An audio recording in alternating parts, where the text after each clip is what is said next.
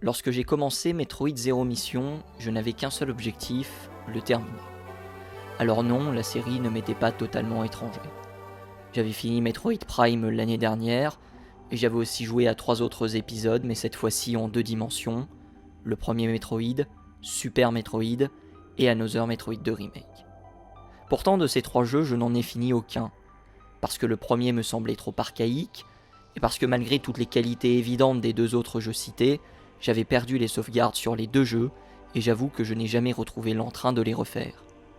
Mais d'un autre côté, je savais que Zero Mission était un remake du tout premier opus, d'où l'occasion de faire une pierre deux coups.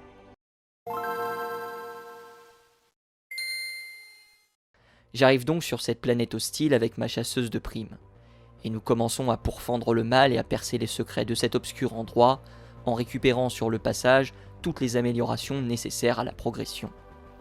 On est bien dans un Metroidvania pur jus. Le premier truc qui m'a décontenancé ont été les contrôles du jeu. Habitué de plus en plus à caresser les sticks et les boutons, il fallait ici revenir à taper comme une brute épaisse sur le bouton de saut pour que Samus veuille bien sauter. À plusieurs reprises, je me suis fait avoir et cela a d'ailleurs assez mal tourné pour moi. Mais au bout d'un rapide temps d'adaptation, la leçon est apprise ou plutôt réapprise. Parce qu'en dehors de ça, j'ai trouvé le jeu très bon.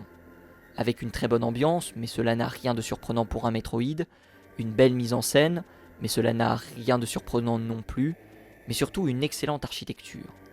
Certes, la progression ne réserve pas spécialement d'énormes surprises, mais le level design est maîtrisé. C'est certes la base d'un jeu sorti sur NES, mais le jeu parvient à bien synthétiser son organisation, et il est assez rare le temps que l'on perd à faire des détours inutilement longs. J'ai été toutefois un peu déçu des boss, mais je me dis qu'il s'ajoute sans doute du parti pris évident de réhabiliter la première aventure de Samus Aran. Et puis au bout de 3 heures, l'aventure se termine, pense-t-on.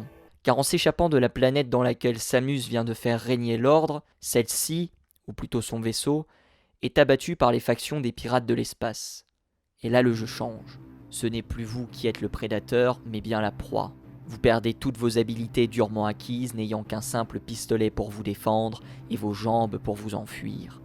Et là encore, j'ai été surpris de voir la qualité du level design. Ces phases d'infiltration et poursuite sont stressantes, mais grâce à un savoir-faire parfaitement maîtrisé, elles apportent un vrai plus dans votre aventure. On ne se perd jamais, on est très bien guidé sur la route à prendre, et même si parfois on se fait piéger par notre rapidité ou par notre inconscience, on ne s'énerve jamais de ces phases où l'on est tellement vulnérable, aussi parce que les points de sauvegarde sont judicieusement placés. Enfin, on arrive au prix d'une confrontation contre soi-même à récupérer tout son arsenal, et c'est parti ici pour le showdown final. Un showdown rendu un brin pénible par la présence des nombreux pirates de l'espace présents dans le vaisseau, mais que voulez-vous, nous sommes en territoire ennemi. A vous de choisir de poursuivre votre route afin de récupérer les dernières réserves de missiles ou capsules d'énergie, dont certaines sont insupportables à récupérer, ou aller affronter le boss final. J'ai fait ce choix-là, et après avoir été déçu de sa relative facilité, je me suis enfui et j'ai conclu ma mission après 5 heures de jeu.